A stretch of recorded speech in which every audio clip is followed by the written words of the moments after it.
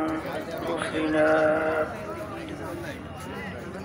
من يهده الله فلا مضل له ومن يضلله فلا هادي له ونشهد أن لا إله إلا الله وحده لا شريك له ونشهد أن محمدا عبده ورسوله أما بعد فأعوذ بالله من الشيطان الرجيم بسم الله الرحمن الرحيم إن الذين آمنوا وعملوا الصالحات كانت لهم جنات الفردوس نزلا صدق الله العلي العظيم সবাই দুরূদ শরীফ পড়ি আল্লাহুম্মা সাল্লি আলা সাইয়্যিদিনা ওয়া হাবিবিনা ওয়া মাওলানা মুহাম্মদ সাল্লাল্লাহু আলাইহি ওয়া আলা আলিহি ওয়া আসহাবিহি ওয়া বারাকা ওয়াসাল্লাম اللهم صل على سيدنا ونبينا شفيعنا وحبيبنا ومولانا محمد صلى الله عليه وعلى آله وأصحابه وبارك وسلم اللهم صل على سيدنا ونبينا وحبيبنا ومولانا محمد صلى الله عليه وعلى آله وأصحابه وبارك وسلم শুকরিয়া আদায় করতেছি মহান রব্বুল আলামিনের দরবারে। রব্বুল আলামিন ফিতনা ফাসাদের যুগে দুনিয়ার সমস্ত কাজ থেকে বিরত রেখে এই ঠান্ডার মধ্যেও কষ্ট স্বীকার করে বেহেশতের বাগানের মধ্যে দ্বীনি মজলিস দ্বীনি আলোচনা করার শোনার আল্লাহ তৌফিক দান করছেন। শুকরিয়া সবাই বলে আলহামদুলিল্লাহ। অনেক লোকের কানে মাহফিলে দাওয়াত পৌঁছার পরে অনেকের সুযোগ থাকা সত্ত্বেও আসা নাই। আবার তালাশ করলে দেখবেন বহু দূর থেকে কষ্ট স্বীকার করে আমার অনেক ভাইরা মাহফিলে পাগলের মতো সুইটে চলে আসে। মান যাত্রা অজাতা, যে যেই জিনিস পাওয়ার জন্য চেষ্টা করে ওই জিনিসে পাইয়াও যায়। দাদাজান আব্বাজান চরমনের জমিনে ঘুমায় আসে। আমার আব্বাজান বলতেন তিনি মাহফিলে প্রথম থেকে শেষ পর্যন্ত থাইতে পারে বিদায় হয়ে চলে গেলে আমল নামার মধ্যে কম পক্ষে হলেও 50 লক্ষ নেকি এরকম জমা হতেই পারে না। নিয়াত যাদের শহীদ আল্লাহকে রাজি খুশির উদ্দেশ্যেই যারা আছে রব্বুল আলামিন তাদের আমল নামার মধ্যে লক্ষ লক্ষ নেকিও দান করবে। এত নেকি পাওয়া যাবে জানার পরেও আশেপাশে রাস্তাঘাটে দোকানে বাজারে ঘরে অনেক আমার ভাইরা দুনিয়ার বিভিন্ন গল্পে লিপ্ত, কেউ টেলিভিশন সাইরা ড্যান্স গানে লিপ্ত, কেউ বিভিন্ন হারাম কাজে তাসের আড্ডায় জুয়ার আড্ডায় মদের আড্ডায়। সুযোগ থাকা সত্ত্বেও তারা মাহফিলে আসে নাই। না আসার কারণ হিসাবে আমার আব্বাজান রহমাতুল্লাহ আলাইহি বলতেন বুঝের অভাব। কিসের অভাব? ওমর ফারুক রাদিয়াল্লাহু তাআলা আনহু প্রথম বয়সে কাফেরদের অন্তর্ভুক্ত ছিল। কাফেরদের মিটিং হয়েছিল কি আল্লাহ রাসূল সাল্লাল্লাহু আলাইহি ওয়াসাল্লাম তার মাথা মোবারককে কাইটা নিয়ে আসতে পারবে, নাউজুবিল্লাহ, বিনিময়ে তাকে 100 লাল উট পুরস্কার দেওয়া হবে। কেউ সাহস পায় না। ওমর ফারুক রাদিয়াল্লাহু তাআলা আনহু খাপ থেকে তরবারি বের করে দাঁড়ায় গেছিল, আমি পারবো। কাফেররা দেখলো যে ব্যক্তি দাঁড় হয়েছে পারবে, তারা অপেক্ষা করতেছে আল্লাহ নবী সাল্লাল্লাহু আলাইহি ওয়াসাল্লামের মাথা মোবারক কাইটে নিয়ে আসবে। পথের মধ্যে কি ঘটনা হয়েছে আমরা অনেকেই জানি। অল্প সময়ের ব্যবধানে আল্লাহ রাব্বুল আলামিন তাকে এমন বুঝ দান করলেন, সে ওই তরবারি নিয়ে সর্বপ্রথম আল্লাহ রাসূল সাল্লাল্লাহু আলাইহি ওয়াসাল্লাম সহ সাহাবায়ে কেরামদেরকে নিয়ে রাজপথে নারায়ে তাকবীর আল্লাহু আকবার এই স্লোগান দিয়ে নেমে গেছিল। একটু আগে আল্লাহ হাবিবের মাথা মোবারক কাটার জন্য গেছিল, তখন বুঝ ছিল না, কি ছিল না। এরপরে যখন আল্লাহ রাব্বুল আলামিন দ্বীনের বুঝ দান করছেন, তখন ইসলামের পক্ষের একজন বড় লিডার হয়ে গেছে। রাস্তায় বলছিল কাফেররা, আমি ওমর মুসলমান হয়ে গেছি। স্ত্রী যদি কেউ বিধবা করতে চাও পারলে আমি ওমরের সামনে আস। সন্তান যদি কেউ এতিম করতে চাও পারলে আমি ওমরের সামনে আস। আমি ওমর মুসলমান হয়ে গেছি। বুঝ এমন জিনিস। ওই সেদিন কেন দেখা হইল সিলেট, একটা যুবক ছেলে এর আগের সফরে যখন সিলেটে গেছিলাম বলতেছিল, হুজুর চরমনায় মুজাহিদরা আমাকে দাওয়াত দিয়ে চরমনায় নিয়ে গেছিল, কত ফাল্গুনে গেছিলাম। বলতেছে হুজুর যাওয়ার পরে আল্লাহ আমাকে বুঝদান করছে, এর আগে আমি কোনোদিন নামাজই পড়ি নাই। ওই উত্তরবঙ্গে এক আল্লাহর বান্দা বলতেছিল, চরমনায় ময়দানে যাওয়ার পরে আমার জীবনে সর্বপ্রথম সেজদা পশ্চিমে দিয়েছে। এর আগে বুঝ ছিল না। আল্লাহ রাব্বুল আলামিন এমন দিনের বুঝ দান করছেন, এখন হুঁশ থাকতে, জীবন থাকতে এক ওয়াক্ত নামাজ ছাড়ে না। কথা ঠিক কিনা? তাহলে মাহফিল কিসের জন্য বলছিলাম? বুঝের জন্য।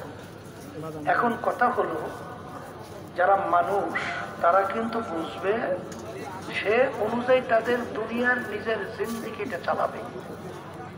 এরপরে আখিরাতের স্থায়ী জিন্দেগি সম্বল সম্পদ কামাই করেই দুনিয়া থেকে বিদায় নিয়ে কবরে যাবে। কথা ঠিক কিনা? এক শ্রেণী আমার মুসলমান বাবারা আছে, পর্দায় মামুরেরা আছে, তাদের দিনের উপরে বিশ্বাস আস্থা কম না, কিন্তু আমলের ব্যাপারে অনীহা। এর কারণ হিসাবে আশায় বসে আছে যে আরো বাঁচবো, মাঝখানে একবার তাওবা কইরে নেব, এইবার ঠিকঠাক মতোই চলবো। এদের ক্ষেত্রে আল্লাহ রাব্বুল আলামিন বলছেন, আল্লাহকুমুত তাকাসুর হাত্তা যুরতুমুল মাকাবির। আল্লাহ রাব্বুল আলামিন বলছেন আরো, অর্থাৎ আরো বাঁচবো, আরো অমুক টমুক সমুক অনেক কিছু করব। আল্লাহ বলতেছেন, এই আরো আশায় থাকতে থাকতে হঠাৎ একদিন দেখবে যে হায়াতের বেড়া শেষ, মালাকুল মাউত হাজির। তার আশা আশাই থাকবে, কিন্তু আর কোনোদিন পূরণ হবে না।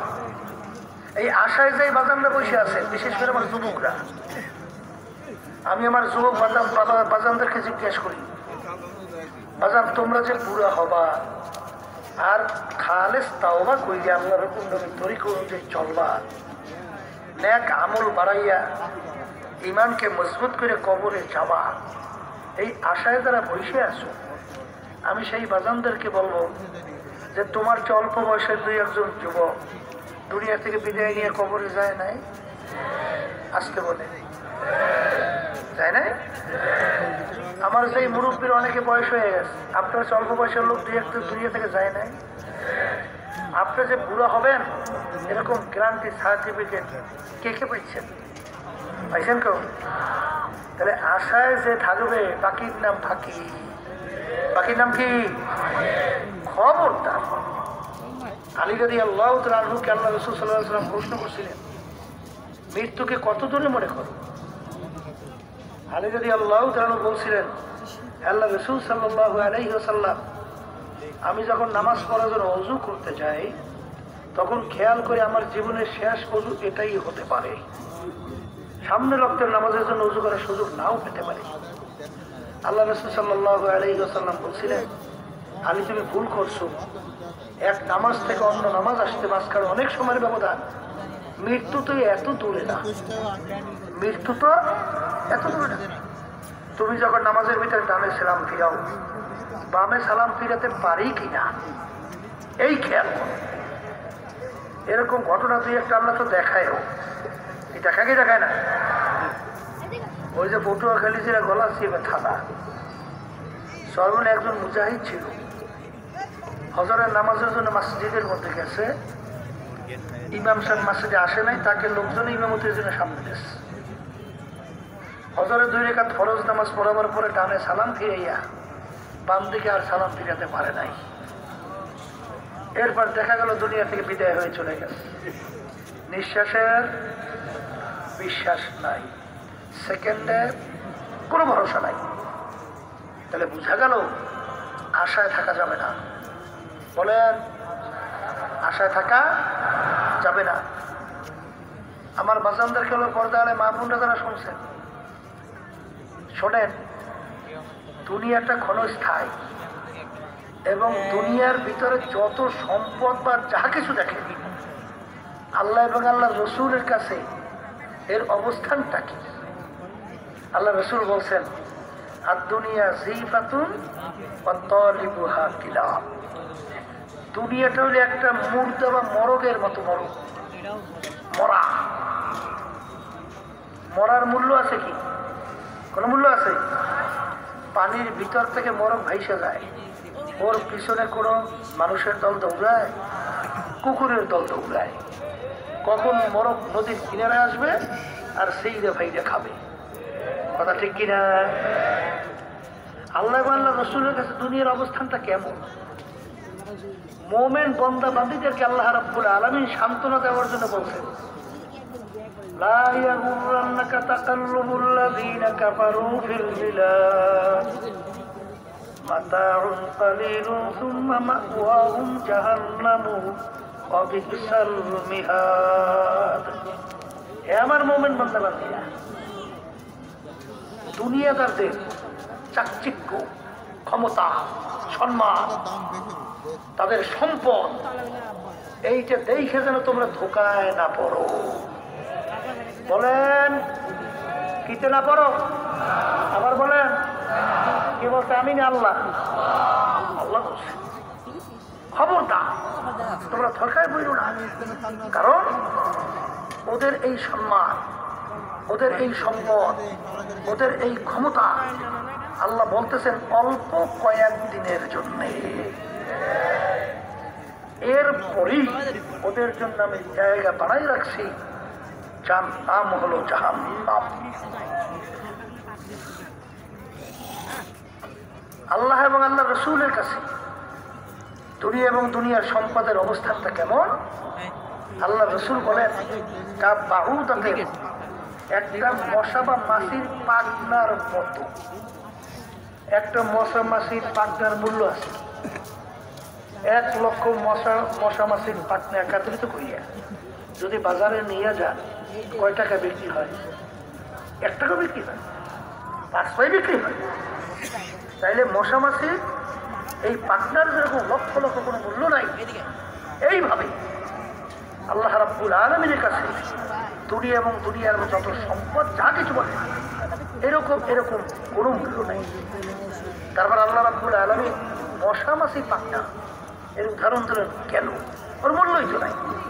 বলে এই জন্য দিচ্ছে, আল্লাহ রাব্বুল আলামিন 18,000 কম বেশি মাখলুকাত সৃষ্টি করছে, আর মশা মাছি এটাও তো আল্লাহর সৃষ্টি একটা মাখলুক। কথা বলে, তা যে যেই জিনিস তৈরি করে যত ছোট হোক, তার কাছে ওইটার একটা মূল্য আছে, ওইটার একটা গুরুত্ব আছে, আসলে নাই? যেহেতু আল্লাহ রাব্বুল আলামিন মশা মাছি সৃষ্টি করছেন, তা তার কাছে তো ওটার একটা মূল্য আছে, আসলে নাই? এই জন্য আমার বাজানদেরকে বলবো, যারা নাকি বিশেষ করে এই দুনিয়ার মোহে, দুনিয়ার সম্পদের পিছনে, এবং যারা নাকি ক্ষমতার এই জন্যে, সম্মানের জন্য যারা নাকি আখিরাতের জিন্দেগি ধ্বংস করতেছেন, সেই লোকগুলোর অবস্থানটা কেমন? আল্লাহ রাসূল সাল্লাল্লাহু আলাইহি ওয়াসাল্লাম বলছেন যে আবু জাহাল তার চাচা, সে কিন্তু আবু জাহাল কিন্তু তার নাম লকব উপাধি আবু জাহাল ছিল। আবু জাহাল শব্দ হচ্ছে মূর্খের বাপ। এর বাপ বলেন, কোন বাপ তার সন্তানের নাম মূর্খের বাপ রাখে? আসলে ইতিহাস পড়লে দেখবেন তার উপাধি ছিল আবুল হেকাম, বুদ্ধিমানের বাপ। ঠিক কিনা? তাহলে তার আবু জাহাল মূর্খের বাপ হইল কেন? সে ক্ষণস্থায়ী দুনিয়ার জিন্দিগিটা গুরুত্ব দিছে, আখিরাতের স্থায়ী জিন্দিগির কোনো গুরুত্ব দেয় না। অর্থাৎ অস্থায়ী জিন্দিগির পিছনে বইয়া স্থায়ী জিন্দিগি আখিরাতকে ধ্বংস করছে। তা এই কাজটা যারা করে অস্থায়ী জিনিসের পিছনে বইয়া স্থায়ী জিনিস ধ্বংস করে, জ্ঞানী না পোকা? এই পোকাদের নেতৃত্ব দিত আবু জাহাল। এই জন্য আল্লাহ এবং আল্লাহ রাসূল তার উপাধি দিচ্ছে কি? মূর্খের বাপ। কথা ঠিক কিনা? এই জন্য আমার বাজানদেরকে বলবো, পর্দার আড়ালে মা বোনরা যারা শুনতেছেন, মস্তে আশিক মস্তে মাশুক বাদশাহ মালে মস্ত পীরে মস্তে জিরে মস্তে শায়েখে দর আসরারে মা। দুনিয়ার ভিতরে যত মানুষ বিচারণ করে সব কিন্তু পাগলের দল। কেউ বা বেশি বেশি টাকা কামাই করার জন্য পাগল, কেউ বা সুন্দর সুন্দর বাড়ি করার জন্য পাগল, সুন্দর গাড়ি কেনার জন্য পাগল, কেউ বা মেম্বার চেয়ারম্যান এমপি মিনিস্টার হওয়ার জন্য পাগল, কেউ বা পীর শাইখুল হাদিস মুফতি ইমাম বড় মুহাদ্দিস অমুক তমুক সুমুক হওয়ার জন্য পাগল, কেউ বা সভাপতি সেক্রেটারি হওয়ার জন্য পাগল, কেউ বা সুন্দরী মেয়ে বিবাহ করার জন্য পাগল। আর একদল মানুষ দুনিয়ায় বিচারণ করে, তারাও কিন্তু একদল পাগল। তারা হইল আমার মাওলার পাগল। বলে করা ঠিক না বেঠি? এ দুনিয়াদার পাগল আমার বাবারা, মাঝে মাঝে একটু নিরিবিলি চক্ষু বন্ধ করে একটু মোরাকাবা করো, দুনিয়ার জিন্দেগি সম্পর্কে চিন্তা করো। বাজান, যাদের যত বয়স হয়ে গেল একটু চক্ষু বন্ধ করিয়া পিছনের দিকে তাকাও। মনে হয় যেন সব কালকের ঘটনা। কিয়ামতের ময়দানে একজন আর একজনকে প্রশ্ন করবে, ভাই আমরা দুনিয়ার ভিতরে কতদিন ছিলাম? কাম লাবিসনা, আমরা দুনিয়ার ভিতরে কতদিন ছিলাম? একজনে বলবে লাবিসনা ইয়াওমান আও বা'দা ইয়াওম। বাজান, আমার তো মনে হয় একদিন অথবা একদিনের কিছু অংশ ছিলাম। আর একজনে বলবেন না না না, ফাসআলিল আব্দি, যারা হিসাব রাখছে তাদের কাছে জিজ্ঞাসা করো। কারণ আমার তো মনে হয় ঘরের এক দরজার থেকে ঢুকলাম, অন্য দরওয়াজা থেকে বের হয়ে আসলাম। বাজান, যাদের তত বয়স হয়ে গেল, এখন আয়নার সামনে চেহারার দিকে তাকাইলে দেখি দাড়িগুলা পাইকে গেল। ওদিকে ল্যাংট হইয়া দৌড়দৌড়ি করছিলাম, মনে পড়ে কি পড়ে না? এ দুনিয়াদার পাগল আমার বাবারা, একটু মাঝে মাঝে নিরিবিলি চিন্তা করো। যাদেরকে নিয়ে একসঙ্গে বাজারে বাজার করলাম, চায়ের টেবিলে চা খাইলাম, গল্পের টেবিলে গল্প করলাম, আরে সেই লোকগুলাকে তো এখন বাজারে গেলে আর দেখা যায় না, গল্পের টেবিলেও পাওয়া যায় না, চায়ের টেবিলেও পাওয়া যায় না। তামাম দুনিয়ার যে কোনো প্রান্তে মানুষ থাকলে সেকেন্ডের মধ্যে যোগাযোগ করা যায়। কিন্তু তোমার আমার বাড়ির দরজায় আমার আম্মা ঘুমায়া রইল, আমার আব্বাও ঘুমায়া রইল, আমার আত্মীয় স্বজন ঘুমায়া রইল, আমার পড়শিরা ঘুমায়া রইল।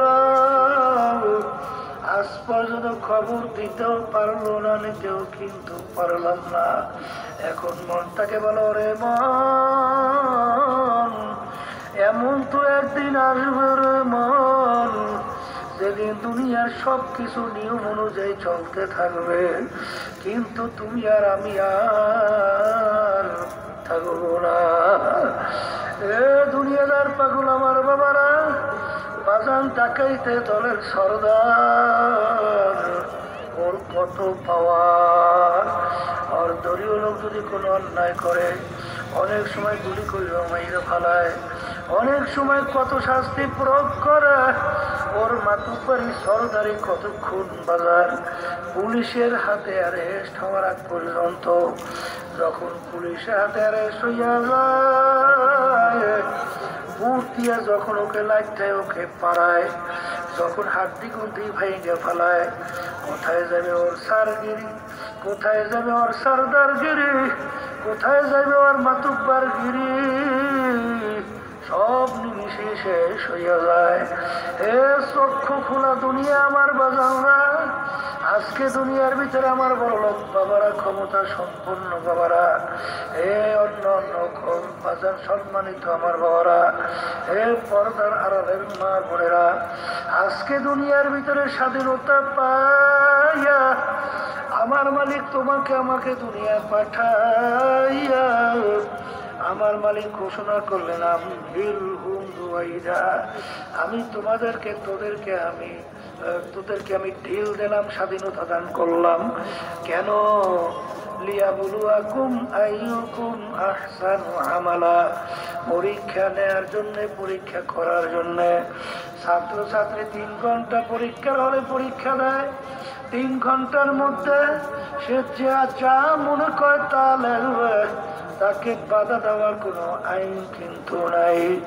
যদি তাকে বাধা দেওয়া হয়, পরীক্ষার হল কিন্তু আর থাকবে না। স্বাধীনতা দেওয়া হইল 3 ঘন্টার জন্য, যা মনে করে তুমি তা লেখবা, বাধা দেওয়ার কোনো আইন নাই। আমার মালিক তোমাকে আমাকে দুনিয়ায় পাঠাইয়া আমার মালিক ঘোষণা করলে তোকে আমি স্বাধীনতা দান করলাম। কেন? পরীক্ষা নেওয়ার জন্যে। দুনিয়াটা হলো একটা পরীক্ষার হল। এই পরীক্ষার হলের মধ্যে আমার মালিক স্বাধীনতা দান করিয়া পরীক্ষা করবে। লিয়াবলুয়াকুম আইয়ুকুম আহসানু আমালা, কে আমার হুকুম অনুযায়ী ভালো কাজ করছো, কে আমার হুকুমের বিরুদ্ধাচরণ করছো। এই পরীক্ষার জন্য তোকে আমি স্বাধীনতা দুনিয়ার ভিতরে দান করলাম। কিন্তু মনে রাখিস, কুল্লু নাফসিন যায়িকাতুল মাউত, তোদের প্রত্যেকের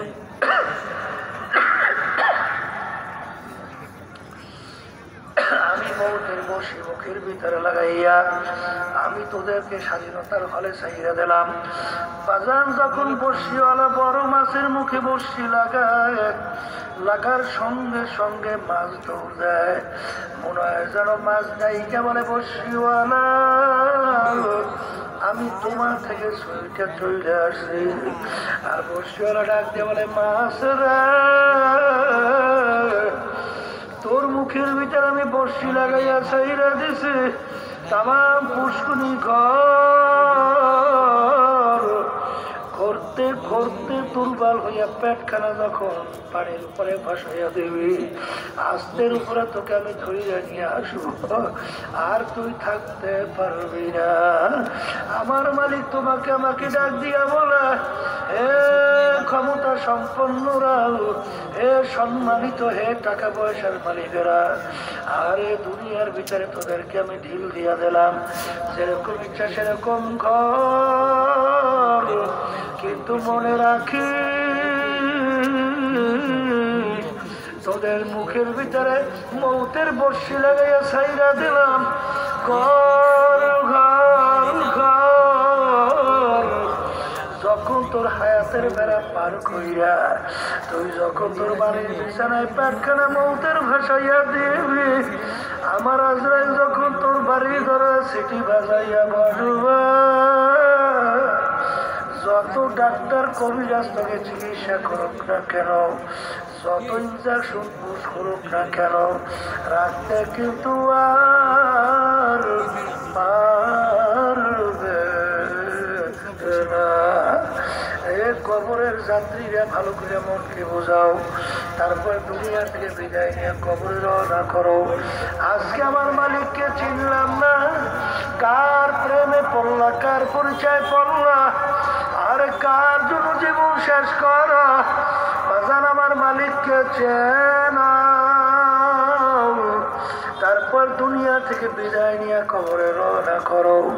কারণ তাম দুনিয়ার ভিতরে তালাশ করে দেখবা, দুনিয়ার যে কোনো কাজের মধ্যে যদি কেউ 5 বার ঠগো, আবার ওই কাজের ভিতরে চেষ্টা করলে জিতবার আশা করা যায়। ম্যাজিস্ট্রেট কোর্টে কেস করে ঠকলে জজ কোর্ট, জজ কোর্টে ঠকলে হাইকোর্ট, সেখানে ঠকলে সুপ্রিম কোর্ট সিঙ্গেল বেঞ্চ, সেখানে ঠকলে সুপ্রিম কোর্ট ফুল বেঞ্চ, সেখানে ঠকলে প্রেসিডেন্ট কোর্ট, সেখানে ঠকলে আন্তর্জাতিক কোর্ট। কিন্তু এক কবরের যাত্রীরা তোমার আমার সামনে আখিরাতের 5টা মামলা দাঁড় হইয়া আছে। মৌতের মামলা, কবরের মামলা, হাসরের কিয়ামতের ময়দানের মামলা, মিজান পুলসিরাতের মামলা। এই মামলায় যদি খোদা না কাছে একবার কেউ ঠইকে বসাও, আর দ্বিতীয়বার দুনিয়াতে আইসা ফিল কইরা জিতবার কিন্তু আর আশা নাই। হে দুনিয়াদার পাগল আমার বাবারা, হে পর্দার আড়ালের মা বোনেরা, হাকিমুল উম্মাত আশাবাড়ি থানভী রহমাতুল্লাহি আলাইহি একদিন বয়ানের ভিতরে বলতে বলতে বইলা ফেললো, হে দুনিয়ার মানুষ, আমি আশরাফ আলী মনে একটা কুকুরের চেয়েও খারাপ হয়ে গেলাম। হুজুর আপনি কুকুরের চেয়ে খারাপ কিভাবে হলেন? বলে আমরা অনেকে বাড়িতে কুকুর পালি, কুকুরকে আমরা কোনো ভালো জিনিসের ভাগ দেই না। বসো, কুকুরকে আমরা কোনো ভালো জিনিসের ভাগ, বস, কোনো ভালো জিনিসের ভাগ দেই না। আরে আমরা হাড্ডি কাটা বাহিরে ফেলাই, কুকুর খাইয়া তার জীবনকে বাঁচায়। কিন্তু রাত্রে যখন মালিক ঘুমায়, কুকুর কিন্তু ঘুমায় না। কুকুর সারা রাত্র মালিকের বাড়ি পাহারা দিতে থাকে, মালিকের যেন কোনো ক্ষতি না হয়। দেখবেন ভোরবেলায় তাকাইয়া কুকুরের চক্ষু লাল হইয়া যায়। ওই সময় যদি মালিক কুকুরকে মারে, উচিত ছিল কুকুর মালিককে কামড় দেওয়া। ওরে নিমো খারাপ, আমি তোর কোনো ভালো জিনিসের ভাগ নেই নাই। তুই গোস্তকে হাড্ডি বাহিরে ফেলাইলি, মাছ খাইয়া কাটা বাহিরে ফেলাইলি, ওইগুলা খাই আমার জীবনকে বাঁচাইলাম। তুই সারা রাত তোর একটাই না ঘুমাও, আমি কুকুর কিন্তু ঘুমাই না। সারা রাত্র তোর বাড়ি আমি পাহারা দিলাম, কেন? তোর যেন কোনো ক্ষতি না হয়। এরপরে তুই আমাকে মারা, তোকে আমি কামড়াইয়া রাখবো না। কিন্তু কুকুর দেখবা চোখটা একটু বুঝু বুঝু, আল্লাহু আকবার কইরা, মাথাটা একটু কাইত কইরা, কান দুইটা নিচের দিকে নামাইয়া, ল্যাসটা পেটের নিচে ঢুকাইয়া, করুণ সুরে ঘেউ ঘেউ কইরা ডাকে, মনে হয় যেন কুকুর বলে আমার মালিক, তুমি আমাকে মাইরো না, তুমি আমাকে মাফ কইরা দাও। হাকিমুল উম্মাত আশরাফ আলী থানভী রহমাতুল্লাহি আলাইহি বলেন, ওরে মানুষ, কুকুরটাও মালিক চিনল, আর তুমি আর আমি মানুষ হইয়া আমার মালিককে চিনলাম না। এই যে আমার বাজানদেরকে বলবো, পর্দালে মা বোনদেরকে বলবো, বাজান, দুনিয়ার ভিতরে এমন কোনো জাতি নাই পরকাল বিশ্বাস করে না। হিন্দুরাও কিন্তু পরকাল বিশ্বাস করে, খ্রিস্টানরাও কিন্তু পরকাল বিশ্বাস করে, অন্যান্য বিজাতি তারাও কিন্তু পরকাল বিশ্বাস করে। আমরা মুসলমান, আমরাও কিন্তু পরকাল বিশ্বাস করি। কিন্তু তাম দুনিয়ার মধ্যে মুসলমান ছাড়া অন্য কোনো জাতি চ্যালেঞ্জের মাধ্যমে বুক ফুলাই কেউ বাঁচতে পারে নাই। একমাত্র মুসলমান জাতি দুনিয়ার ভিতরে চ্যালেঞ্জের মাধ্যমে বুক ফুলাইয়া গলা টান করে দুনিয়ায় বাইচা আছে। এই আমার মুসলমান বাবারা, হে পর্দার আড়ালের মা বোনেরা, আজকে মুসলমানের ঘরে জন্মগ্রহণ কইরা কোটা না কাজটা কিয়ামতের ময়দানে যদি জাহান্নামের শিকল হাতে পায় লাগে,